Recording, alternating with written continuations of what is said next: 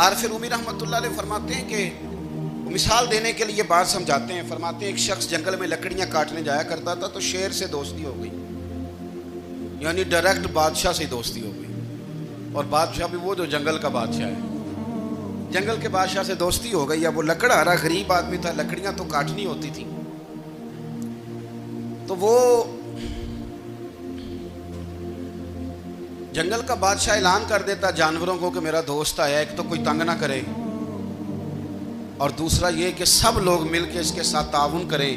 کبھی کوئی جانور لکڑیاں اکٹھی کراتا, کبھی کوئی اپنی پشت پہ گدھا, بیل, گھوڑا, خچر رکھ کے وہ لکڑیاں باہر چھوڑنے آتا. تو اب اس کی بڑی دھوم مچ گئی جنگل کے اندر. لکڑہارا مزدور تھا, وہ بادشاہ سے دوستی کر کے بادشاہ ہی بن گیا. وہ گھر آ کے نا بیوی کو اکثر بتاتا کہ میرا ایک دوست ہے, میں جاتا ہوں تو ساری پہلے ہی مخلوق کھڑی ہوتی ہے میرے استقبال کے لیے. دوستی جو بڑے سے ہو گئی ہے. بنا ہے شاہ کا مصاحب تو پھر ہے اتراتا, وگرنہ شہر میں غالب کی آبرو کیا ہے. ہمیں تو پوچھتا ہی کوئی نہیں, یہ تو بنا ہے شاہ کا مصاحب تو پھر ہے اتراتا, وگرنہ شہر میں غالب کی آبرو کیا ہے. تو وہ لوگوں کو بتاتا, بیوی کو بھی بتاتا دوست ہے. تو بیوی کہنے لگی اتنی تو تعریفیں کرتا, یہ نہیں بتایا کہ وہ جنگل کا شیر ہے, پر نیرا دوست بتا دیا. بیوی کہنے لگ گئی کہ تو اتنا جو اس کا ذکر کرتا ہے تو کسی دن بلا کسی دن تاکہ اس کی دعوت کریں. اب اس نے پھر نہ اس کو پردے میں رکھا. کیا کہتے ہیں آج کل, سرپرائز دینا ہے, مگر سرپرائز دینا ہے جی. پردے میں رکھا کہ وہ شیر ہے. تو وہ بلا لیا گھر. اب اس کے لیے کچا گوشت, ظاہر ہے شیر نے کچا گوشت دکھانا تھا. وہ کہنے لگی پکانا کس طرح کا ہے. وہ کہنے لگا جب وہ آئے گا پھر بتاؤں گا. اب وہ کچا گوشت 2-3 بکرے ذبح کر کے ڈال دیے. وہ آ گیا شیر. عارف رومی کہتے ہیں جب وہ آیا نا تو اس کی بیوی نے دیکھا تو اس نے ایک سخت جملہ کہہ دیا. کہنے لگی اوہو, میں سمجھی تھی پتہ نہیں کون ہے, اس طرح کے درندے تیرے یار ہیں, کتے بلے دوست بنائے ہوئے ہیں, یہ کیا بات ہوئی. خیر وہ شیر نے سن لیا, گوشت کھایا, وہ چلا گیا. اگلے دن لکڑہارا لکڑیاں کاٹنے گیا تو شیر نے ملاقات کرتے ہی لکڑہارے سے کہا کہ یہ نا کلاڑی اٹھا اور میری پشت پہ نا ایک زخم کر دے. اس نے کہا نہیں میں یہ کام نہیں کرتا, تو میرا دوست ہے. اس نے کہا سن بھائی, میں نے پیار سے کہا ہے تو مان جا, ورنہ میں ہوں شیر, میں نے تجھ سے منوا ہی لینا ہے, میں کوئی تکلیف دوں گا مناسب نہیں, تو کر. اس نے کلاڑی اٹھائی اور اس کی پشت پہ ایک زور سے زخم لگا دیا, خون بہنے لگا.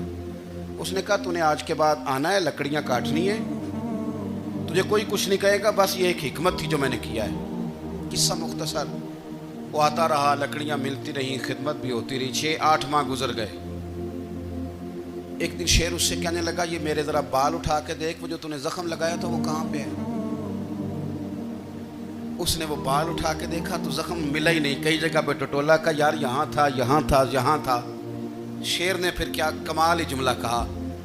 اس نے کہا کہ وہ جو کلاڑی کا زخم تو نے لگایا تھا نا وہ مکمل ہو گیا, لیکن تیری بیوی کا جو لہجہ تھا اور اس کی جو تلخی تھی وہ آج تک میرے ذہن میں موجود ہے, وہ ابھی بھی مجھے تکلیف دیتی ہے.